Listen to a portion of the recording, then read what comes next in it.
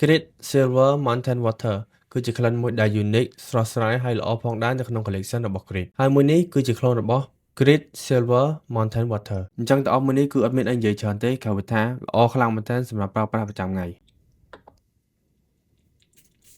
ថ្មីតែម្ដងអញ្ចឹងក្លិនវាបើកក្បាលដំបូងមកលក្ខណៈរៀងឈ្ងុយបែបរៀងខូចរៀងទឹកលក្ខណៈថាមានក្លិនបែបរៀងផ្អែមតិចៗដែរនៅក្នុងហ្នឹងណាហើយនៅក្នុងហ្នឹង note វាក៏វាមានក្លិនបែបរៀងតែដែរនិយាយទៅក្លិនមួយនេះគឺថា clean ស្អាតបាតយកតែមែនតែនតែម្ដងអ្នកគ្នាអាចសាកបានគឺថាដឹងតែអត់ខកចិត្តតែម្ដងអញ្ចឹងក្លិនមួយនេះនៅពេលដែលអ្នកនរគ្នាប្រើហើយគឺធ្វើឲ្យអ្នកគ្នាមានអារម្មណ៍ល្អពេញមួយថ្ងៃតែម្ដងគឺខ្ញុំនិយាយមែន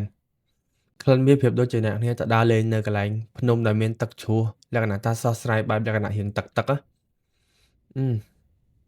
និយាយទៅគឺថាល្អខ្លាំងមែនតើចុងក្រោយបើសិនបើអ្នកគ្នាចង់បានក្លិនមួយដែល unique ស្រស់ស្រាយមែនតើប្លែកគេសម្រាប់ប្រើប្រាស់ប្រចាំថ្ងៃក្លិនបែបលក្ខណៈរៀងទៅអប់ថ្លៃសាកប្រើមួយនេះបាន